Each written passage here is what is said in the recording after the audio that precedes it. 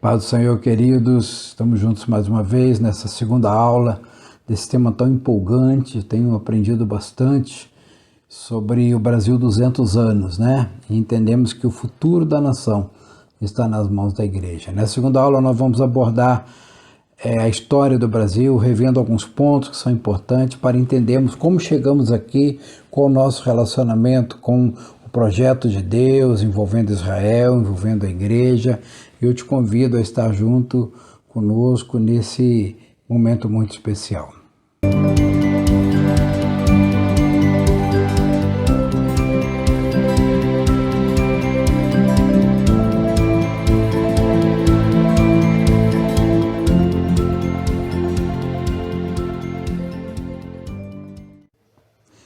Então vamos voltar um pouquinho na história, né? Lá em torno do ano 1400, ali na Península Ibérica, Portugal e Espanha, e vamos entender o que estava acontecendo.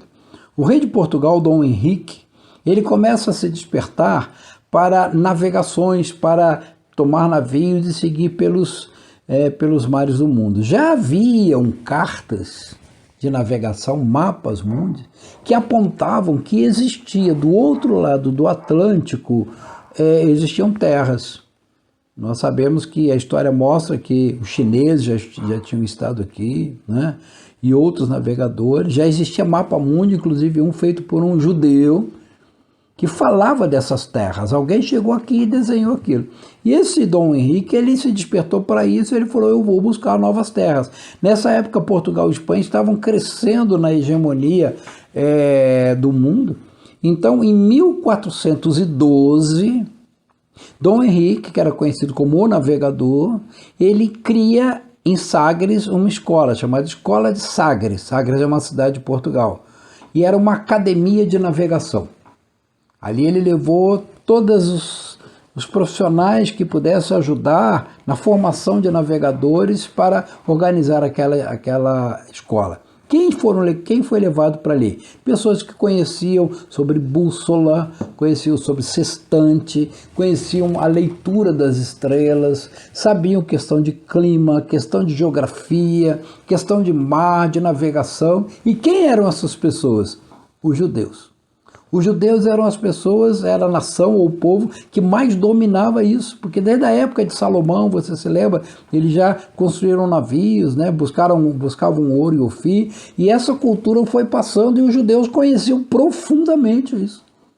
Tanto é que para diretor dessa escola foi nomeado uma pessoa chamada Yehuda Crecas, eu não sei se a pronúncia correta é essa, né? E ele era conhecido como o judeu das bússolas, porque ele fabricava bússolas. Era uma coisa muito complicada naquela época. E ali foram levados vários professores, né? Um chamava Abraham Zacuto, e ele não só foi levado ali para a escola de Sagres, como ele também influenciava o rei Dom Henrique na formação de uma política de navegação, né? Ele, por exemplo, foi companheiro, ele trabalhou junto com Vasco da Gama, que foi um dos primeiros navegadores portugueses. Então, em 1412, essa escola de Sagres foi formada porque Dom Henrique já imaginava que iria alcançar o mundo ou os lugares. A ideia era alcançar as Índias, né? Porque as especiarias, material de importação, de comércio que saía das Índias, vinha pela terra até a Península Ibérica e Europa. E ali aquilo foi impedido de fazer esse caminho por invasões outras, não vamos entrar em detalhes. Então alguém falou, olha, em vez de ir por terra, nós podemos ir pelo mar, contornando a África e chegar nas ilhas. Eles não sabiam o que eram esses detalhes, as dificuldades. Então o que Dom Henrique fez? Dom Henrique fez uma escola de Sagres. Estou falando em 1412. Avançando mais um pouquinho. Os judeus, eles praticamente muitos deles viviam nessa região da Península Ibérica. Eram judeus chamados sefarditas. Eles viviam na Espanha, viviam em Portugal, e ali não só eles viviam, como eles se desenvolveram e prosperaram na tecnologia de navegação e também no comércio, nas finanças. E eles eram donos de muitas fazendas, eram donos de empresas, eram donos até de bancos. E os reis da Espanha na época, Fernando e Isabel, que eram reis católicos, muito influenciados pela Igreja Católica, a Igreja Romana, e eles começaram a se incomodar com esse crescimento dos judeus, assim como o faraó no Egito, lembra? Que ele se incomodou com o crescimento dos hebreus, e aí levou os hebreus à escravidão, porque os hebreus não foram escravos durante os 420 anos, só alguns anos finais, né, muitos anos finais, e eles foram levados à escravidão e foram levados àquela ordem do faraó de matar as crianças que nascerem, porque o faraó tinha medo que os hebreus que estavam crescendo e muito prósperos dentro do Egito, que eles tomassem o Egito. A mesma coisa aconteceu com os reis da Espanha, influenciados pelo catolicismo, pela Igreja Romana, eles então assinam decretos em 1492, ele assina decretos dando aos judeus duas alternativas. Ou eles doavam tudo, largavam tudo que tinham e iam embora da Espanha, ou então eles se convertiam ao cristianismo. Se converter ao cristianismo era renegar toda a sua fé, renegar suas práticas, renegar sua história e se convertir ao cristianismo. Muitos foram embora, inclusive foram da Espanha para Portugal. Mas boa parte deles se converteu. Por quê? Porque era uma alternativa que eles tinham para poder continuar vivendo ali. Seus filhos viviam, a família vivia, toda a história deles de gerações estavam ali e muitos se converteram. E esses convertidos começaram a ser chamados de cristãos novos. Por quê? Porque eles tinham se convertido há pouco tempo. E eles começaram a adotar nomes, eles tinham que deixar o sobrenome judeu, né? Cohen, Levi, Levin, começaram a deixar esses sobrenomes e adotaram sobrenomes cristãos. E para escolher um sobrenome, imagina você hoje tivesse que escolher um sobrenome.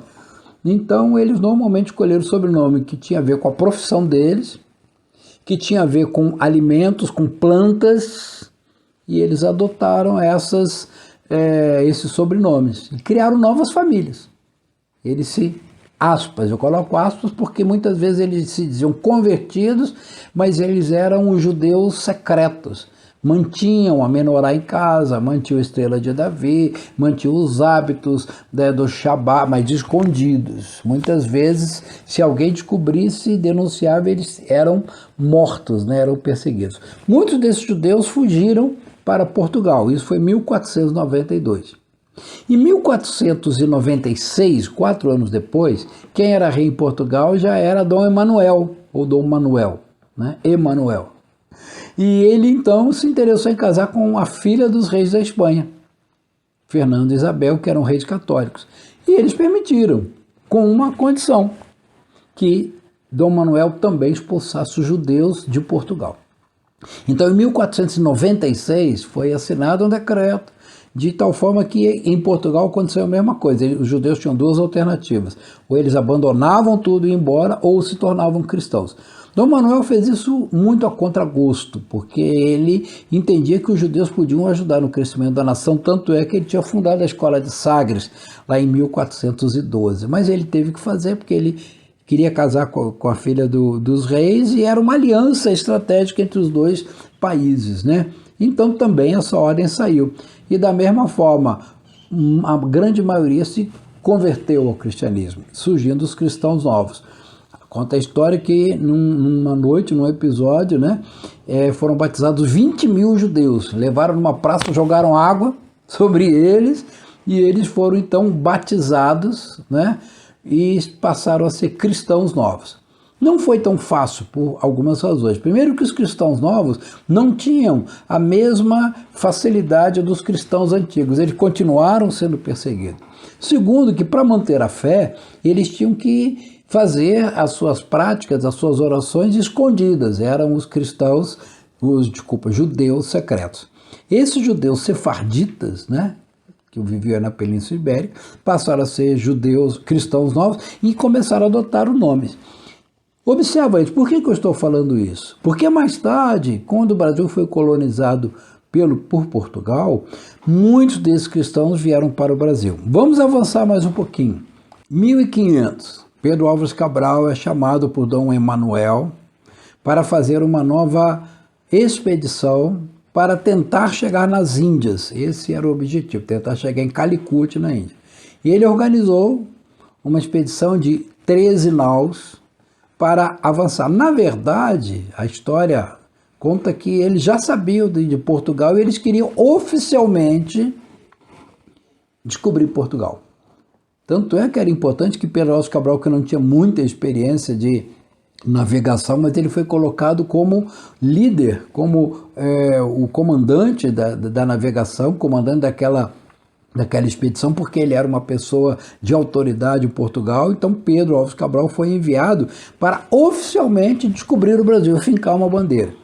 E nessa caravana, né, ou nessa expedição, foram homens importantes. Um era o mestre João, que era um médico oficial do rei. Ele era médico do rei. E ele foi para pesquisar os céus. Tanto é que tem uma carta dele que ele fala sobre o Cruzeiro do Sul. Eu já li essa carta, né? E interessante que ele levou equipamentos do judeu chamado Abraão Zacuto. O rei de Portugal oficialmente perseguiu os judeus, mas ele extraoficialmente gostava deles porque eles traziam benefício. Então, esse mestre João, que era médico oficial do rei, ele levou equipamentos do Abraão Zacuto, equipamentos do céu, que eram judeus. Também junto com eles foi um homem chamado Gaspar da Gama. Vou falar um pouquinho desse Gaspar da Gama. Esse Gaspar da Gama era um judeu que chamava Gaspar de Lemos, em que tem uma história longa, não vou entrar em detalhe. Ele tinha encontrado Vasco da Gama lá atrás, né, numa das viagens de Vasco da Gama, e o Vasco da Gama fez amizade com ele e o batizou. E ele passou a ser então um judeu novo, chamado então Gaspar da Gama. E ele foi colocado na expedição de Portugal porque ele era um homem muito culto, ele falava 10 línguas naquela época, né?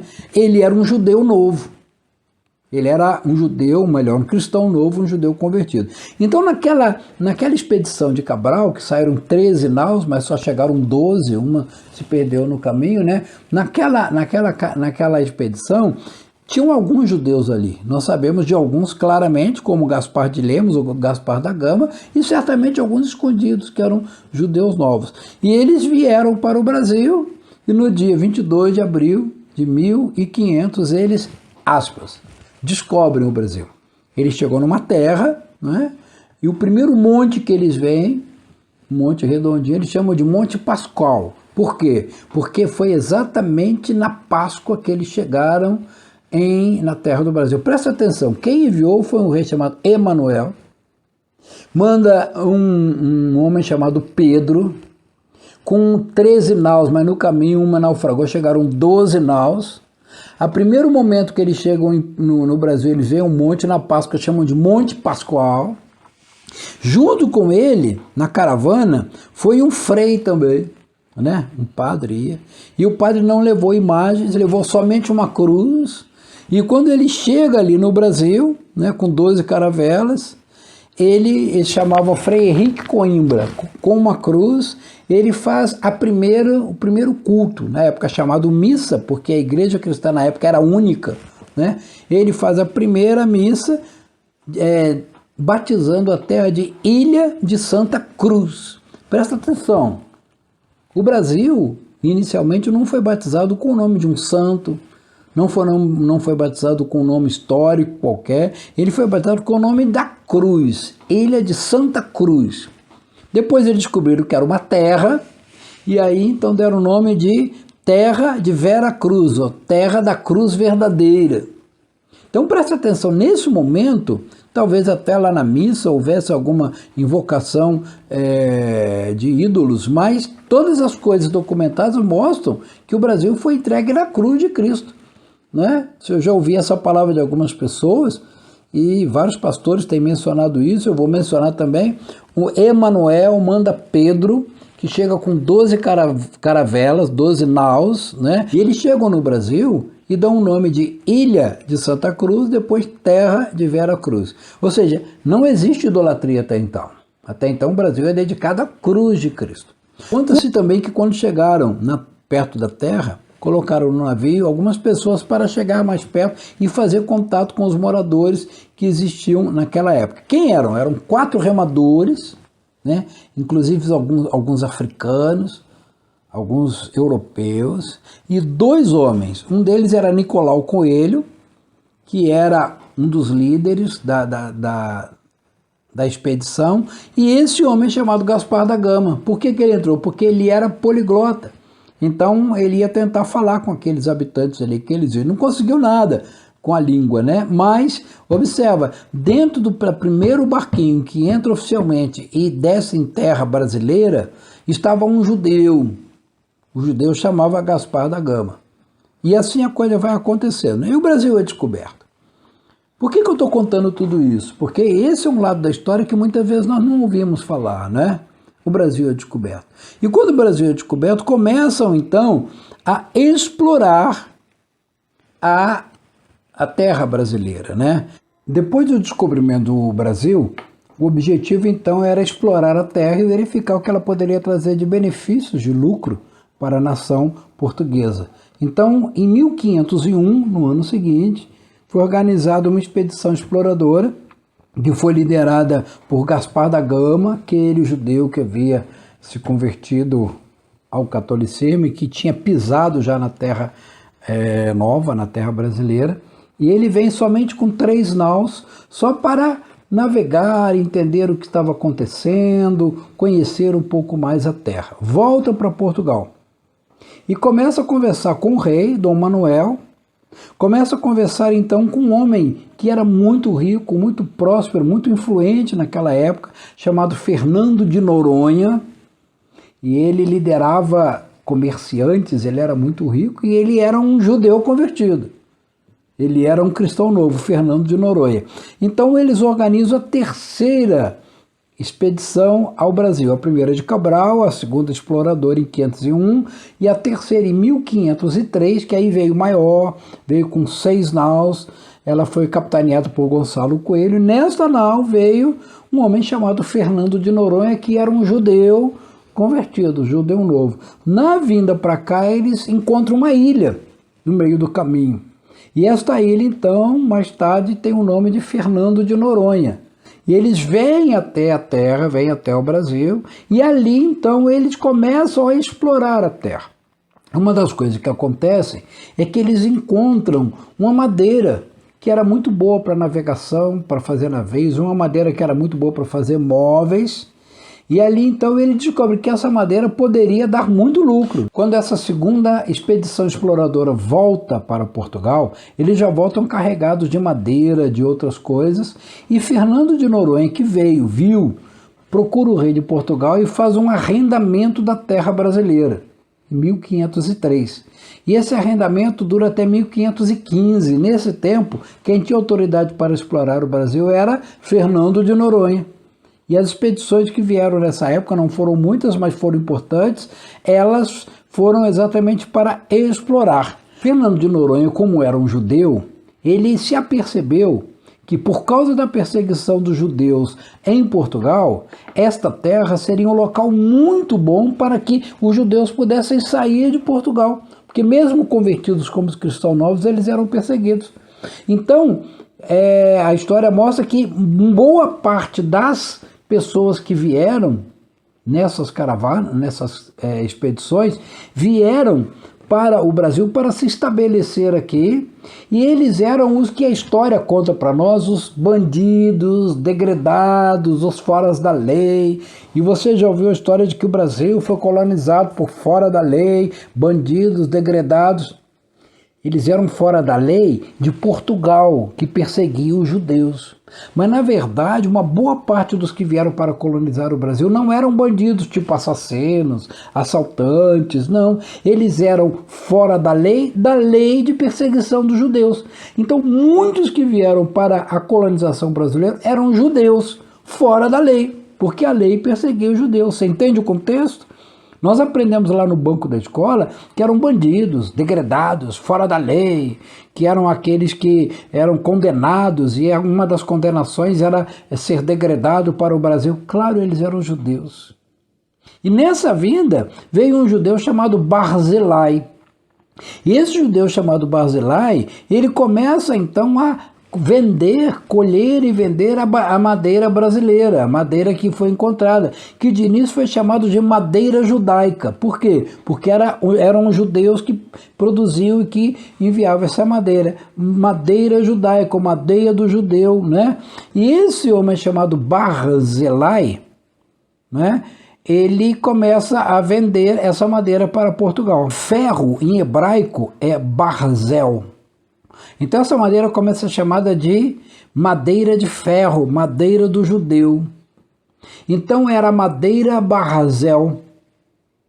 O nome Brasil, que você aprendeu como pau-brasil, uma brasa, não é isso.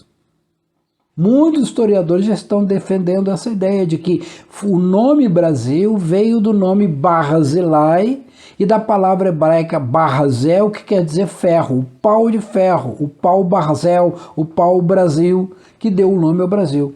Então, possivelmente, o nome da nossa nação vem de uma raiz judaica. E se nós formos na palavra para procurar um nome Barzilai, tem um personagem muito especial chamado Barzilai. Ele aparece lá em 2 Samuel 19. Quando Davi estava numa das suas batalhas, das suas fugas, né, dos seus perseguidores, aparece um homem chamado Barzilai e apoia Davi, ajuda Davi, traz comida, traz alimento, protege Davi, de tal forma que Davi é protegido, é guardado dos seus inimigos por Barzilai. Então Barzilai é amigo de Davi. Mais adiante, em 1 Reis 2, quando Davi começa a definir para Salomão, enfim, definir as coisas que deveriam ser feitas, ele fala, proteja os filhos de Barzilai. Por que eu estou dizendo isso? Para recordar 3 coisas que são importantes da formação da nação brasileira. Em primeiro lugar, o nome. O nome possivelmente ou certamente veio da palavra barzel, que é ferro, em hebraico, porque foi encontrada aqui madeira, e a madeira de início chamou madeira judaica, depois pau de ferro, pau barzel, e aí virou pau Brasil e o nome Brasil. Segundo, uma boa parte da colonização brasileira que nós aprendemos na escola, que foi feita com foras da lei, na verdade é isso mesmo. Os foras da lei eram aqueles expulsos de Portugal, perseguidos por serem judeus, eles eram os cristãos novos. Então, boa parte dos foras da lei, dos degredados, dos condenados a serem expulsos, eram judeus, porque os cristãos novos tiveram que adotaram nomes de profissão, nome de plantas. Então, sobrenomes como, por exemplo, Ferreira, profissão, né? O meu sobrenome Scultori, de escultor, Oliveira, Parreira, Figueira, Filgueiras, Palmeiras.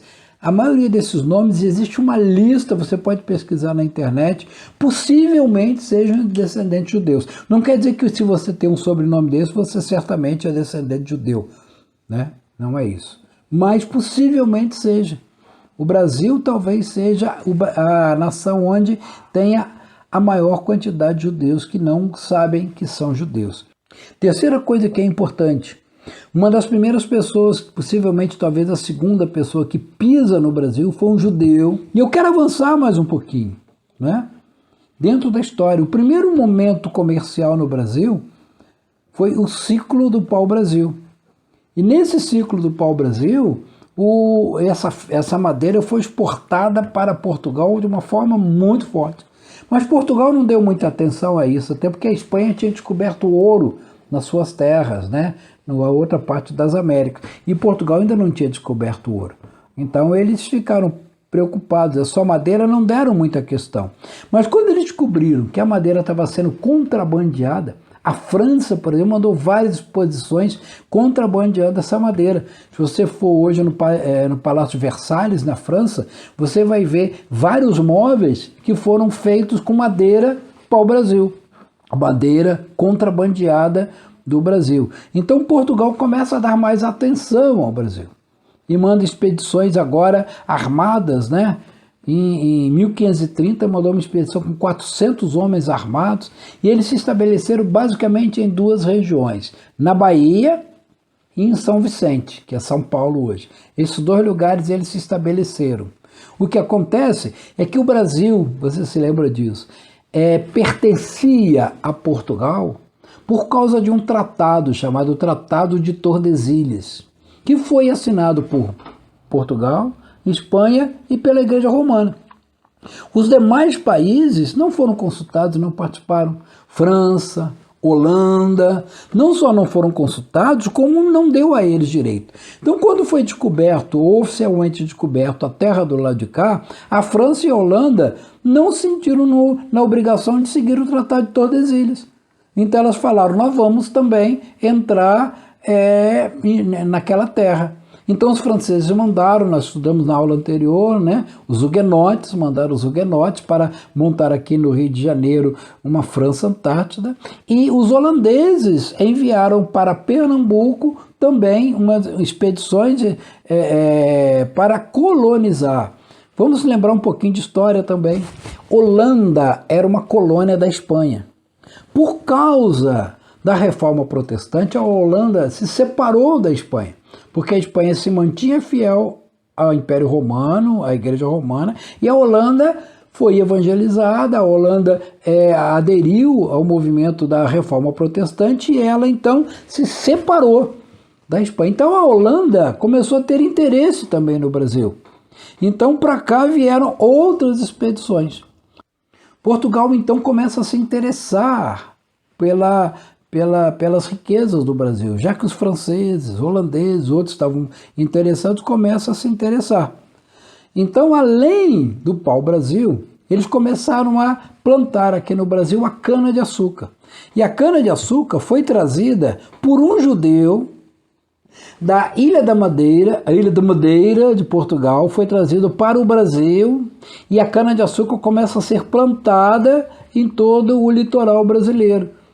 E quem trouxe a cana-de-açúcar foram os judeus e eles dominavam a plantação da cana-de-açúcar.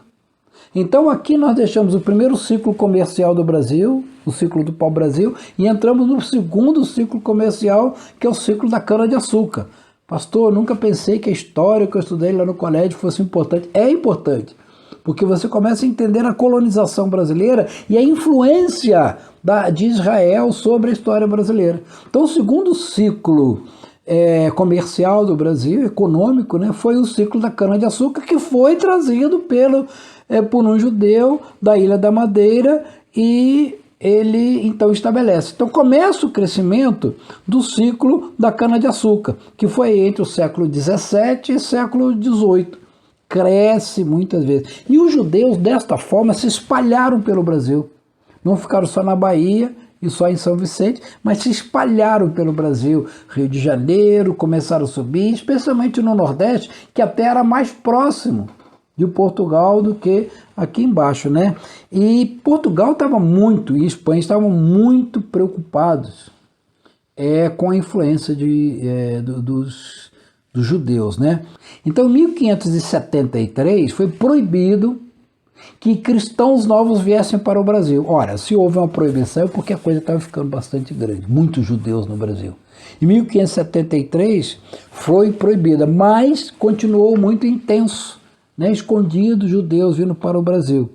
Em 1601, houve uma lei abrindo que os cristãos novos pudessem vir para o Brasil, mas pagando um valor à coroa portuguesa.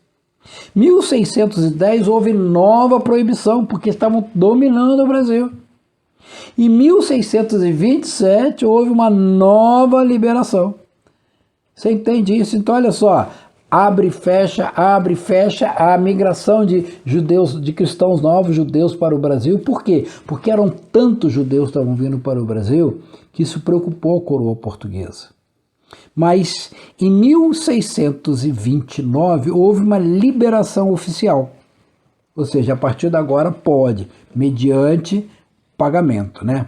Vamos observar, voltar um pouquinho, que a Reforma Protestante, em 1517, começa a tomar conta de toda a Europa. Os três países que foram resistentes à Reforma Protestante foram Portugal, Espanha e França, que são hoje, até hoje, né, países muito fortes, ligados a Roma, ao catolicismo, países latinos, né? Todos os demais países foram para a Reforma Protestante. A Holanda, que já tinha se separado da Espanha, os holandeses que já estavam sendo perseguidos, então eles também vêm para o Brasil. Então em 1630 chega o que a gente estudou na história, a invasão holandesa. A invasão dentro da visão portuguesa, que achava que o Tratado de Tordesilhas dava direito a eles. Mas a Holanda não reconhecia o Tratado de Tordesilhas. Então ela veio para fazer uma colonização.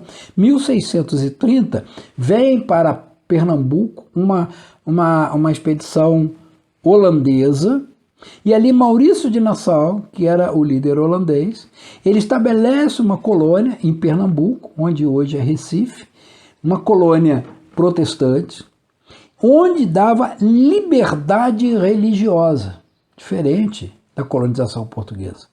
Isso fez com que muitos judeus vieram para cá. Tanto é que ali foi criada a primeira sinagoga no Brasil. E eles vieram para trabalhar com cana-de-açúcar.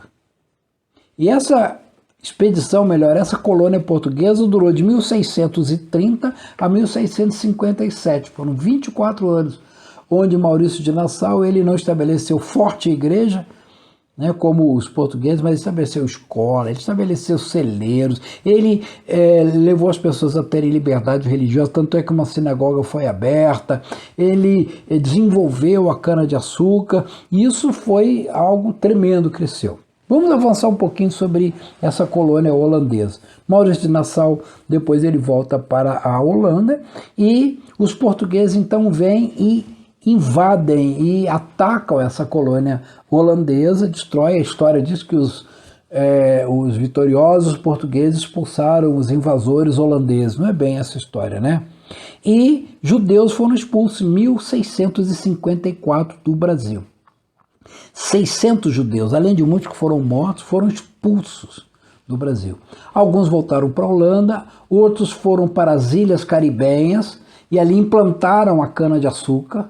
Olha só, interessante, a implantação da cana-de-açúcar nas Ilhas Caribenhas foi feita por esses judeus. Isso cresceu tanto que depois a cana-de-açúcar brasileira começa a decair e a cana-de-açúcar caribenha do Caribe ele começa a crescer, porque era mais perto, e esses judeus de origem holandesa conheciam a criação, a cultura da cana-de-açúcar, eles começam a crescer e o ciclo da cana-de-açúcar no Brasil cai. Alguns desses judeus que foram expulsos passaram por várias situações, eu não vou entrar em detalhes, e eles acabam chegando na América do Norte. 23 deles começam a chegar na América do Norte. Quem eram esses? Judeus brasileiros, que foram expulsos pelos portugueses, chegam na América do Norte numa ilha chamada Manhattan. E ali eles chegam numa cidade que era chamada de Nova Holanda, porque existia uma colonização holandesa muito forte. E eles ajudaram a fundar uma cidade, não sei se você ouviu falar, chamada Nova York. 23 judeus brasileiros fundaram a cidade de Nova York. Nova York hoje é a segunda cidade no mundo no número de judeus. A primeira é Tel Aviv, por óbvio, né? E a segunda cidade com maior quantidade de judeus no mundo é Nova York. Eles foram fundadores, esses holandeses, ou melhor, esses judeus brasileiros, foram fundadores de Nova York porque foram expulsos do Brasil, foram expulsos de Pernambuco. Claro que isso já foi identificado. Eu estava numa conferência profética em Pernambuco, quando foi feito um ato profético de descendentes de brasileiros com descendentes de judeus, e nós, brasileiros, pedimos perdão a esses judeus pela expulsão, porque não foi só expulsão, foi destruição, estupro, enfim, mortes. E nós pedimos perdão e foi um momento muito especial, porque essa maldição que decaiu a partir disso sobre o Brasil foi retirada em nome de Jesus. Ou seja, o ciclo da cana-de-açúcar decai. E na história nós entendemos o seguinte: Portugal e Espanha, que estavam no auge do seu domínio das navegações para o mundo inteiro, eles vieram para o Brasil, vieram para a África, vieram para a Ásia, né? Macau, Moçambique, Angola e outros povos que foram conquistados pelos portugueses, pelos espanhóis. Eles estavam no auge da sua liderança, eles começaram a cair, a decair, a decair. A frota espanhola, que era uma das maiores do mundo, foi destroçada numa batalha contra a Inglaterra a partir do momento que começam a perseguir os judeus. Isso é muito importante. Nós temos que entender que quando se persegue os judeus, a consequência vem. A Bíblia diz lá, né? Abençoarei os que te abençoarem e amaldiçoarei os que te amaldiçoarem. Então, quando nós abençoamos o povo de Israel, nós somos abençoados. Quando nós rejeitamos e lutamos contra o povo de Israel, nós somos amaldiçoados. E nesses últimos anos, Portugal e Espanha se atentaram para isso. Tanto é que em 2015, a Espanha assinou uma lei que dá cidadania espanhola a todos aqueles que provarem a sua descendência de judeu sefardita. A mesma coisa aconteceu em Portugal em 2013. Portugal assinou uma lei dando cidadania portuguesa para todo aquele que provar que tem descendência judeu sefardita. E mais, eles podem conseguir a cidadania sem sair de onde moram e não precisam renegar a cidadania anterior. Então, se algum brasileiro consegue provar que o seu antecessor, seu antecedente, né, era judeu sefardita, tanto em Portugal quanto em Espanha, consegue a cidadania espanhola e portuguesa sem sair do Brasil e sem precisar renegar a cidadania portuguesa. Isso foi em 2013 em Portugal, isso foi em 2015 na Espanha, quando eles entenderam que quem amaldiçoa o povo de Israel é amaldiçoado. E se você olhar pela história, nesses últimos anos e um pouco antes, porque essa lei foi assinada nessa época, mas antes eles já estavam pedindo perdão e entendendo isso, né? Você observa que tanto Portugal quanto a Espanha foram tremendamente abençoados. Muitos brasileiros estão indo para Portugal, tal a prosperidade lá naquela terra. E esta é uma promessa que está na palavra. Gênesis 12:3 diz: abençoarei os que te abençoarem, amaldiçoarei os que te amaldiçoarem. Salmos, Davi fala: orai pela paz em Jerusalém, sejam prósperos aqueles que te amam. Ou seja, quem abençoa o povo de Israel traz prosperidade. Pastor, por que você está falando tudo isso? Nós estamos falando de Brasil. Porque nós temos que entender, querido, que a história brasileira tem total ligação com a história de Israel. Quando nós ouvimos governos que passaram no Brasil amaldiçoando Israel, apoiando causas de governos e facções que se levantam contra Israel, de presidente brasileiro ir visitar terras de facção Hamas, Hezbollah, que lutam, grupos terroristas considerados já, que lutam contra Israel e não visitam Israel, nós sabemos a maldição que isso traz para a nação. Por outro lado, quando vemos presidentes e autoridades brasileiras vão a Israel, oram no Muro das Lamentações, fazem aliança com Israel, nós sabemos que a prosperidade vem. Depois que o atual governo, o presidente Bolsonaro, fez uma aliança com Israel, o Brasil não para de bater recordes nas suas colheitas. Nunca o agronegócio, nunca a colheita no Brasil teve tanta prosperidade. Se hoje nós não estamos quebrados por causa da pandemia, por causa da economia fechada, o Brasil vive batendo recorde de exportação. Se nós hoje não estamos quebrados, se nós não estamos passando fome como era previsto, é porque o agronegócio não para de crescer. Porque as plantações do Brasil não param de produzir recordes em cima de recordes. Pastor, mas tem inflação? Tem inflação, o mundo está em inflação. Então, quando alguém falar de inflação no Brasil, dá uma olhada no mundo. Né? As taxas de inflação no mundo inteiro são iguais ou maiores às do Brasil. Mas o Brasil está num tempo de prosperidade muito grande. Né? Está vendendo muito para o mundo inteiro. Por quê? Porque o agronegócio não para de prosperar. As estradas estão sendo construídas. Eu não vou aqui estar falando de coisas porque parece que eu estou fazendo propaganda de governo, propaganda política. Não, o que eu estou dizendo é que qualquer um que estiver ali e apoiar o povo de Israel, nós seremos prósperos. Por isso que eu volto a dizer, o futuro do Brasil está nas mãos da igreja. Porque se nós como igreja começarmos a declarar que o Brasil é do Senhor Jesus e que apoiamos Israel, eu vejo com muita alegria dentro das nossas igrejas manifestações a favor de Israel. Muitas igrejas têm bandeiras, muitas igrejas têm danças, né? Até seguem ou pelo menos observam as festas judaicas, né? Nós vamos ter daqui a pouquinho a festa de tabernáculo. Não quer dizer que você seja judaizante, né? Já falei isso em outra aula. Nós não somos judaizantes, não queremos implantar o judaísmo dentro da igreja brasileira, não. Mas nós queremos respeitar o calendário e as festas judaicas. Ah, pastor, esse negócio de calendário judaico, festa judaica. Tem igreja que faz Halloween, faz festa de São João, que faz Natal com ave de Natal e Papai Noel. Se você segue essa tradição, que é uma tradição mundana, que é uma tradição não cristã, por que não seguir a tradição cristã? Ou melhor, a tradição judaica. Em vez de comemorar a festa junina, comemora a Páscoa. Então é só uma questão de quem você vai seguir. Então não estou dizendo que você tem que se judaizar, não. Mas se vamos respeitar a cultura, vamos respeitar a cultura de Israel. E por que eu estou dizendo tudo isso? Porque os cristãos novos entraram no Brasil e avançaram de uma forma tremenda. Só que essa história ela é escondida, né? Bem, agora deixa eu falar a segunda parte dessa nossa aula de hoje. Por que eu falei tudo isso da influência de Israel no Brasil? O meu foco é Brasil, não é Israel. Porque quando nós observamos a influência de Israel, das atividades, da cultura, dos costumes de Israel sobre o Brasil, nós temos que observar certas coisas. Eu já falei numa live, mas eu quero repetir aqui nesse módulo que estamos fazendo, sobre algumas datas muito importantes. Dentro do calendário religioso, o calendário espiritual de Israel, são estabelecidas 7 festas fixas. Você já ouviu falar sobre ela. Dessas 7 festas, as 4 primeiras são chamadas festas da primavera, Páscoa, Pães Asmos, Primícias, Pentecostes. Já aconteceu na história do cristianismo, né?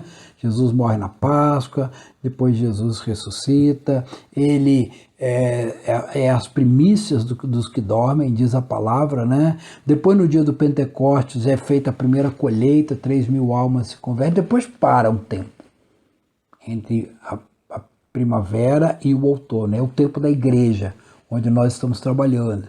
Depois vem as festas do outono. O outono é quando então o ciclo anual está terminando e vem 3 festas. Festas da trombeta, Yom Teruah. Depois vem o dia da expiação, que é o Yom Kippur. E depois vem a festa de tabernáculo, né? A festa das trombetas é exatamente no primeiro dia do ano, o ano judaico.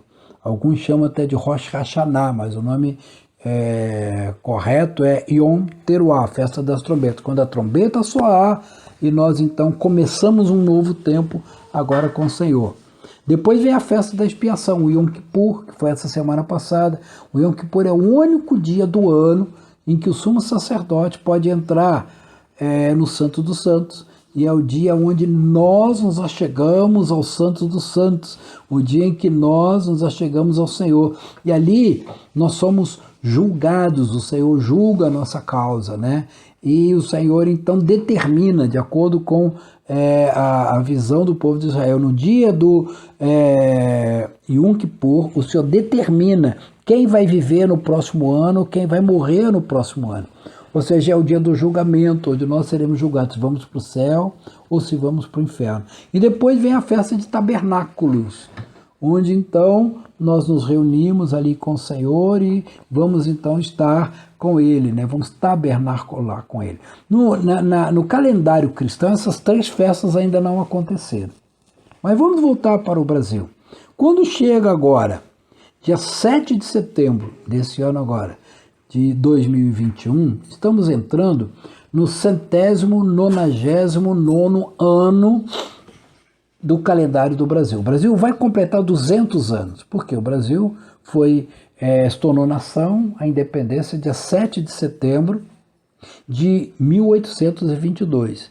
Dia 7 de setembro de 2022, agora daqui a um ano, nós vamos completar 200 anos. 200 anos são 4 jubileus, porque o povo de Israel tem os seus ciclos de adoração. Já falei também, mas vou repetir. O povo de Israel tem um ciclo de adoração diário, onde todo dia, pelo menos 2 vezes, eles adoram o Senhor, fazem sacrifício. Depois o povo de Israel tem o ciclo de adoração semanal, onde a cada sábado para tudo e louva o Senhor. O povo de Israel tem um ciclo de adoração mensal, onde no primeiro dia do mês, que é a lua nova, acontecem as festas de lua nova, mensal. O povo de Israel tem um ciclo de adoração anual, onde tem as 7 festas que eu comentei. Mas a cada 7 anos, eles chamam de semana de anos, um grupo de 7 anos, também há um ciclo de adoração, porque no 7º ano é o ano sabático, é o ano onde tudo para eles adorarem ao Senhor durante aquele ano.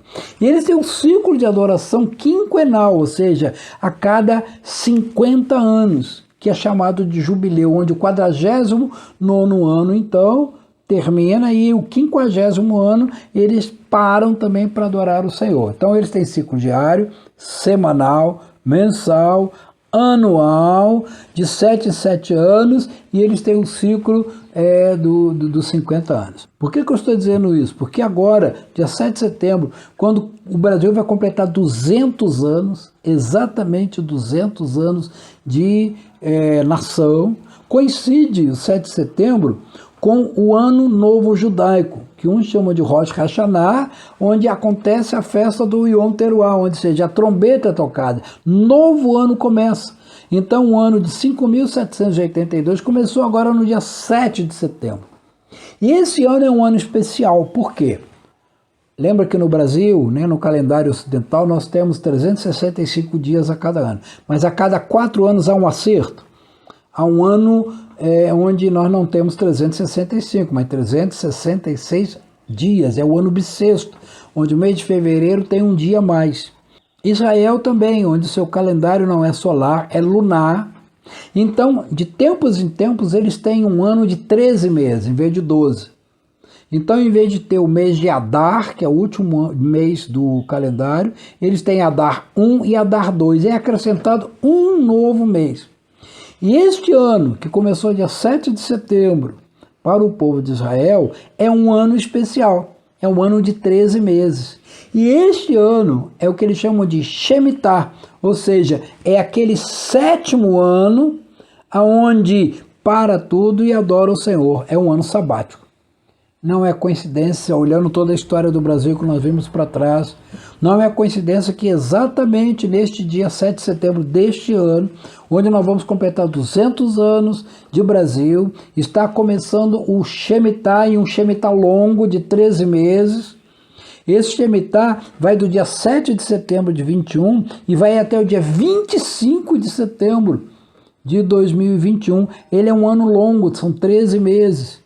E neste tempo, o povo de Israel para a cultura, a terra, é o ano do descanso da terra.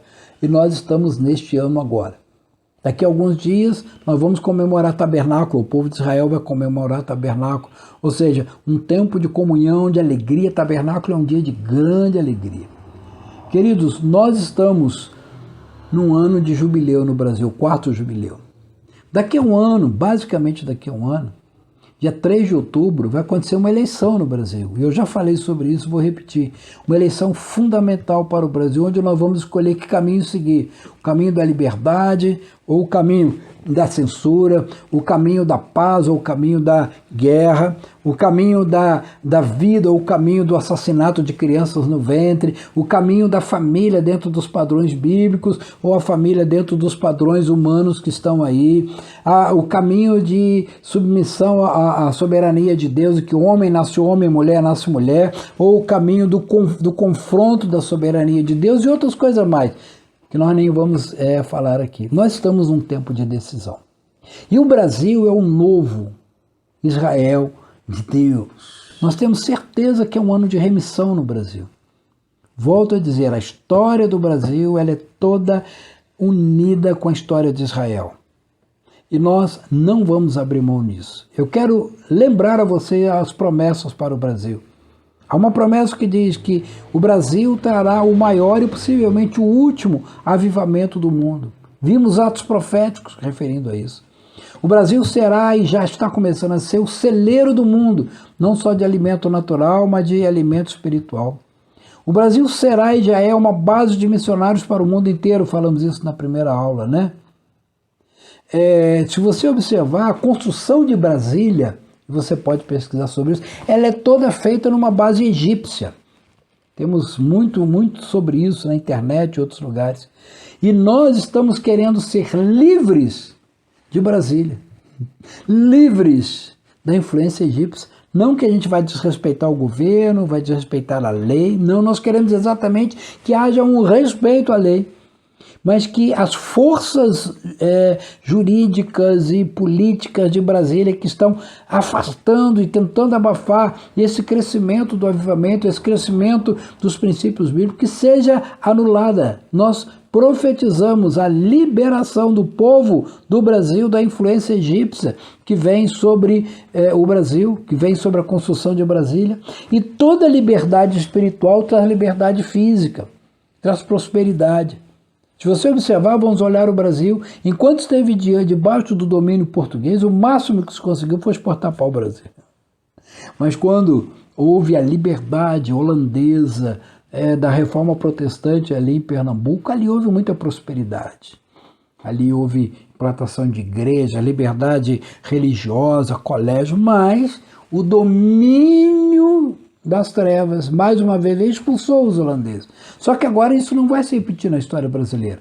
Não estou falando de Holanda ou de França, estou falando de princípios de Deus. E nós, como povo, temos que observar, 2 Crônicas 7,14, se o meu povo, que se chama pelo meu nome, se humilhar, orar, se converter dos seus maus caminhos, então eu ouvirei dos céus, perdoarei os seus pecados e sararei a terra. Então, qual é o próximo passo, pastor? Diante de toda a história que aprendemos, diante do futuro que temos, o próximo passo é arrependimento. Nós temos que nos arrepender, pessoalmente, como família, como igreja, nos arrepender. Pautas de arrependimento estão sendo feitas. Eu vou divulgar para vocês, pautas de arrependimento que estão sendo geradas pelo Conselho Apostólico, por igreja, por pastores. Então eu quero te conclamar, querido, você entender que o Brasil é o novo Israel de Deus. Não sou judaizante, não quero judaizar a igreja brasileira, mas quero respeitar as festas, quero respeitar o que Deus trouxe para o Brasil. A história do Brasil, ela é toda recheada de influências de Deus, dos judeus e do cristianismo. Eu quero, em nome de Jesus, declarar que sobre a nossa vida, a tua vida não vale encantamento. Seremos livres da influência egípcia de Brasília, seremos livres da influência maligna daqueles que pregam a censura, daqueles que pregam a destruição dos poderes da família, a destruição dos princípios bíblicos, em nome de Jesus. Deus te abençoe, querido. Na semana que vem teremos nova aula com novo tempo, toda segunda-feira às 8 horas. Eu quero te convidar, se você está gostando, você clicar aí na mãozinha para cima e divulgue isso, nos ajude a divulgar. Se inscreva, clique no sininho e pode espalhar essa palavra. Nosso objetivo é esse, que o Senhor possa despertar a sua igreja para esse tempo de Deus. Em nome de Jesus. Que Deus te abençoe, querido. Vamos orar. Senhor, eu quero colocar diante de Ti a Tua igreja, o Teu povo, Pai Santo, que tem buscado a Tua presença. Abre o nosso entendimento, abre o nosso coração, para que possamos entender que o Brasil é do Senhor Jesus e que o futuro do Brasil está nas mãos da igreja. Eu te abençoo, querido, em nome de Jesus. Se você quiser entrar em contato conosco, pode estar à vontade. Em nome de Jesus, é muito bom falar com você. Quero te convidar também a entrar conosco num grupo de estudo bíblico chamado Desafio Bíblico lá no Facebook. Eu tive que colocar meu nome, então tá Desafio Bíblico Luiz Scultori, onde você vai ter diariamente comentários bíblicos sobre a leitura da Bíblia. Estamos lendo a Bíblia no período de 1 ano, dentro da sequência cronológica. Deus te abençoe, querido, em nome de Jesus.